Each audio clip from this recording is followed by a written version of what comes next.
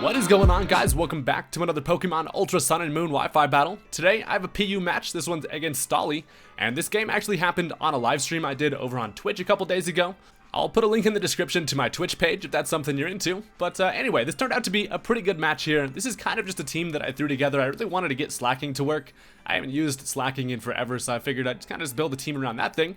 But looking at my opponent's team, I am really afraid of the Primeape. It's obviously going to be Choice Scarf. It's one of the premier Scarfers in PU, and it can just do a lot to my team if Weezing isn't around. Other than that, I'm a little bit afraid of the Lantern, but let's go ahead and just get right into the battle here. So I'm expecting him to want to lead off with either the Sandslash or the Primeape, so I decided to toss out Rasta, got some cow udders on his head, and he ends up leading off with his Primeape here. So this isn't too bad of a matchup for me. I know that U-turn is going to do a lot, but rather than just going for the Stealth Rock first turn, since I know he has a reliable Rapid Spinner, I'm actually just going to go for a U-turn myself. As he goes for it, it's going to get me down to about half, which actually is quite unfortunate. But now he's going to bring in the Lantern, and the good part about being the slower U-turner is that now I'm able to get the matchup accordingly. So Mesprit does take a decent bit of damage there, but that's fine because now I'm able to bring in my Bread, who is going to be loafing around. This boy is just straight lounging, ready to pretty much destroy some stuff. There's not a whole lot that can switch into a Choice Banded Slacking, so I'm going to go right for a Pursuit here, expecting this thing to switch out, and it does, and I'm able to grab a nice bit of damage on that thing. So, like I said, Lantern is a pretty difficult wall for me to take care of, so getting it down below half is super useful. So now he brings in the Sandslash. I am able to switch out to avoid a Truant turn, as I'm able to bring in my Weezing here. So I know the Sandslash has nothing he can really do to me. He is just going to set up that Stealth Rock. Unfortunately, I don't have a Defogger or a Spinner, so I got to work around those. But I'm just going to go right for a Will-O-Wisp here, as I'm expecting a switch, but I kind of want to burn whatever he wants to bring in, as he shows me the Noctowl. So a lot of the time you do see these things as defoggers and like Light Screen and Reflect, but I'm kind of expecting it to maybe be more of an attacker, seeing as he already has a Rapid Spinner. And I've actually kind of seen a couple times a Choice Specs Noctowl, so I'm a little bit afraid of this thing. So I'm going to go ahead and switch out. I decide to go into my Special Defense wall, which is my Mesprit. I'm at about half, and he shows me he is going to go for the Hurricane. So I'm expecting him to probably be more offensive, seeing Hurricane, and I know that I can still actually take a 1 Specs Hurricane from this thing. So he stays in, he goes for it one more time. He is going to be able to connect on this one. And since I am calm, max HP and max special defense, I am able to barely live that. And that allows me to throw up some floating stones. So I do get my Stealth Rock up, which is nice. I'm really just hoping that now he doesn't have an opportunity to Rapid Spin those away, although it is going to apply some pressure for him to be able to bring in that Sandslash if he does want to get rid of those. So one more Hurricane does connect, down goes my Mesprit, which does kind of suck, because now I have to go without a Special Defense wall, but at least I do have a free switch in here, and I decide to bring in Charlie the Unicorn. Like, ready to head to Candy Mountain, and honestly, Rapidash is pretty fun to use in PU. This thing is fast as hell, and it actually does hit pretty damn hard. So he's obviously going to switch out here, and I know that Sandslash is the obvious option, but I figured I should have a decent plan here. So I'm going to go for the Flare Blitz as this thing switches in. I know it's going to do a decent chunk of damage, and I'm actually carrying the Firium Z here. So I actually get the burn on the Flare Blitz there, which I kind of forgot was a thing. But after the burn damage, it's looking like I should have a solid chance to be able to knock this thing out with the Inferno Overdrive. So he doesn't know what my item is here. I go ahead and activate that Young Z power to do my sweet little dance, and it is time to see if Rapidash has it in him. So I actually kind of switched it up this battle. A lot of the time with Rapidash, I prefer to use the Electrium Z to get that Wild Charge Z power. But this time I was like, you know, we're going all fire, so that Inferno Overdrive absolutely roasts the hell out of Young Knuckles here, and as you'll see here, it actually ends up living it with like 5 HP, which is very unfortunate, and he's able to go for a Rapid Spin there, which is going to get rid of the Stealth Rock, which is shitty. I really needed that Stealth Rock to stay around, but luckily that Sandslash for him just was like, you know what, I'm not going down today, so that really does kind of suck. I'm able to finish it off with a Flare Blitz though, so down goes his solid defense wall. I don't have to worry about that thing anymore, but it was a really big objective for me to keep those Stealth Rock around, so damn it, Charlie, you bit me, bro. So now he brings in the Primeape, and this freaking Ball of Floof, I have not a whole lot to do to this thing, and the only answer I have is gonna be my Weezing. So I decided to bring in Asma here. He's coughing up some purple smoke, which is, you should probably get that checked out. But he does end up going for the close combat there. I was hoping he wasn't gonna go for the pivot, but rather he just goes straight for the close combat, punches me right in the punching bags.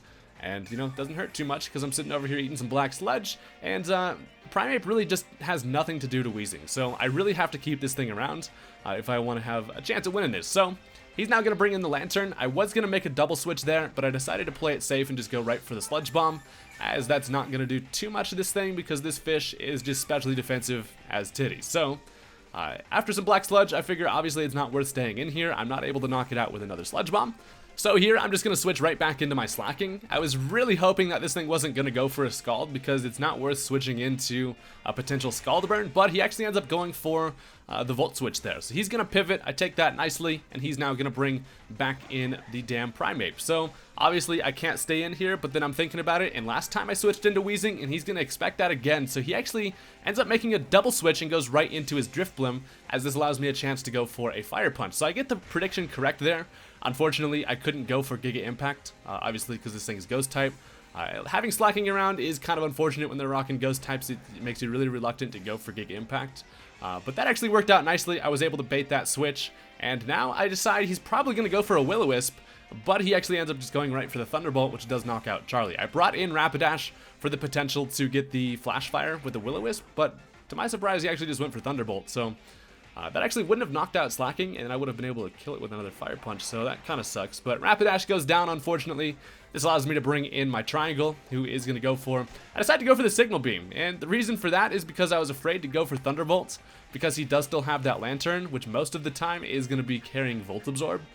So I actually end up getting the Confusion, and then it just hits itself, and it's going to die. So that makes my life a whole lot easier. So Signal Beam, you came through there. I am Choice Spec, so I'm locked into Signal Beam here. So I am going to need to get Electrode out of here as he brings in the Noctowl. So I decide to switch into my Floatzel here. Young Water Wings comes out. I know that I can take at least one attack from this thing, and then I can finish it off with the Waterfall. He ends up going for the Echoed Voice this time. Doesn't want to risk a miss with the Hurricane. But I am able to take that nicely, and after some burn damage, it's looking like I still should be able to knock this thing out with a Waterfall. Unfortunately, I actually have Low Kick rather than Ice Punch on this thing, which does kind of suck. But he's going to bring in the Lantern, and I was really hoping that this thing wasn't Water Absorb. And it does actually turn out to be a Volt Absorb one, and a Waterfall is going to kill that thing. So I take some Life Orb damage, but I'm looking pretty solid over here, as every time he gets a free Revenge Switch into this Primeape, and this thing has really just got my balls in a vice grip. So I do have to switch. I'm going to play it safe this time and just go into my Weezing and hope that he close combats. So I take some Stealth Rock, and he actually ends up going for the U-turn. They're expecting the switch. So it would have been a really good play had I stayed in there, but it's honestly, it's way too risky. At any time, this thing can just knock shit out. So he gets a matchup into whatever he wants, and he is going to bring back in the Noctowl, who is flying real slow because his wings are a little burnt. But yeah, so I do need to conserve Weezing. If there's anything I know about this match, it's that I need to keep Weezing around, so I have to switch into my Slacking here. I figured I'm a pretty thick boy. Look at that HP. Maybe I'll be able to live and attack from this thing. He goes for the Hurricane and absolutely just destroys me. So this thing is definitely going to be a Specs Noctowl, which is actually pretty damn cool. You don't really expect it a whole lot of the time, and I kind of want to use one now. But this allows me to bring in a Revenge Switch. I go into Water Wings because I know I'm faster, and a Waterfall with the Life Orb should be able to take this thing out. It was kind of scary there. I really wish I had Ice Punch instead, but Waterfall does the job, as I'm sitting here at 14 HP. So now he's able to bring back in the damn Angry Floofer again, and he's down to just his Aurorus and his Primeape. So I have to go for an Aqua Jet here. I just want to get as much damage as possible. I can't switch back into Stealth Rock, so I was kind of pushed into a corner there. So he goes for the U-turn. U-turns the air, and this allows me to bring in my Weezing. So this is actually good because I know that he's locked into U-turn, and he has to bring in that full health Aurorus. So he's going to go for the U-turn here, knock me down to exactly half pretty much. And I'm going to go for a Pain Split, as he's going to bring in his Ice Dinosaur. So I really just kind of hope that this thing's not as defensive as I want it to be. He comes in, he's looking nice and shiny, pretty majestic, as the Pain Split is going to bring me back to pretty damn healthy, and it does a decent chunk to that thing. So after this Black Sludge, I'm looking good. I really need to save Weezing. If I can manage to save Weezing against that Primeape, I should be good. So I decide to go into Triangle, my only other option here, and I'm really hoping that I'm able to take a Hyper Voice. So this thing screams at me at the top of its lungs, but Triangle does not care about the pressure, and I live it with 2 HP, which is insane. So this now allows me to go for a Choice Specs Thunderbolt, which unfortunately isn't able to do enough damage. So he's able to finish me off with one more Hyper Voice. So it all comes down to Weezing. And if I can finish off this matchup with enough HP to be able to take close combats from the Primeape, I should be able to win this. So It's coming right down to it here. I take some Stealth Rock. I should be able to take at least one Hyper Voice as it goes for it. And Weezing, unfortunately, is going to take too much damage from that. It leaves me at 22 HP. But I have a chance. The Flamethrower comes through, and this Aurorus is way too damn defensive, and it is able to live it there. So had I got that KO with that Flamethrower, this would have been a really interesting match to see how it ended up. But that Aurorus did not feel like dying today, and you got to admire that. So that was a really good match.